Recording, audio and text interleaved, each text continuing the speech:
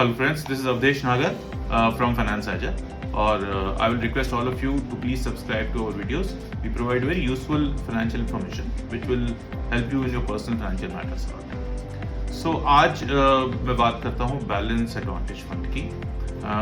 ये एक कैटेगरी है म्यूचुअल फंड में, और ये एक ऐसी कैटेगरी है जो हर इन्वेस्टर के पास थोड़ा बहुत होना चाहिए। इनफैक्ट जिनका एक्सपीरियंस नहीं है म्यूचुअल फंड में, इक्विटी मार्केट में, ये एक अच्छी कैटेगरी हो सकती है फंड की to start your investments.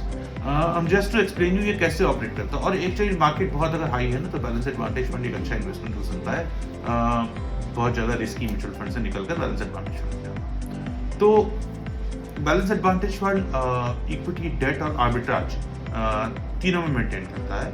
Arbitrage technically qualify होता है इक्विटी के लिए, सो इसका 2/3 इन्वेस्टमेंट इक्विटी और आर्बिट्राज में मिला के होगा, 30-35% के आसपास डेट में होगा, जिससे कि ये टैक्सेशन पर्पस के लिए इक्विटी फंड में क्वालिफाई हो जाता है। और आर्बिट्राज पे एक डेट का ही रिटर्न आता है, डेट से भी थोड़ा सा कम रिटर्न आता है, लेकिन इसको रखना इसलिए जरूरी हो कि टैक्स बचाना है और क्वालिफाई होना है इक्विटी म्यूचुअल फंड के लिए। सो इसमें बहुत ज़्यादा इक्विटी नहीं होती है, और ये फंड मार्केट के लेवल के हिसाब से इक्विटी और डेट में का रेशियो चेंज करता रहता है। और most of these funds are auto process. Auto process means कि इनका एक फॉर्मूला एल्गोरिथम टाइप की डिसाइड होती है जब ये फंड लॉन्च होते हैं। तो वो एल्गोरिथम बताती है कि कब किस मार्केट के लेवल पे आपको कितना डेट रखना और कितना इक्विटी रखना और कितना आर्बिट्राज रखना है। सो जब मार्केट बहुत ऊपर होता है तो ये एल्गोरिथम इंडिकेट करती है कि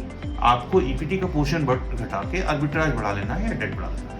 और जब मार्केट बिल्कुल नीचे हो जाती है, क्रैश कर जाती है, करेक्शन होता है मार्केट में, तब ये एल्गोरिथम बताती है कि आपको इक्विटी का पोर्शन बढ़ाना है। तो जैसे कोविड का समय था, कोविड के समय मार्केट इतनी क्रैश हो गई और इसका एल्गोरिथम ने बोला कि आपको इक्विटी में 70-75% होना चाहिए।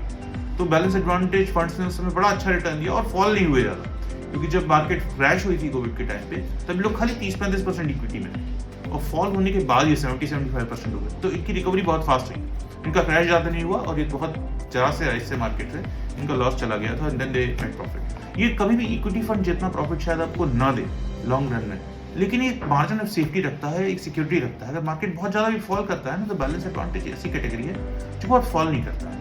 तो ये कुछ बिजनेस के लिए, बिगिनर्स के लिए और कम रिस्क लेने वाले रिस्क अवर्स इन्वेस्टर्स के लिए एक बहुत ही यूजफुल फंड है।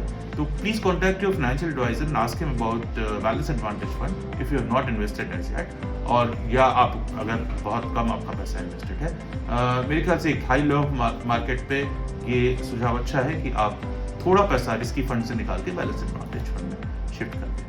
So thank you once again for watching the video, and this is Avdesh Nagar from Finance Aja. Request once again to all of you to subscribe to our video, and please like, share and comment. Thank you so much.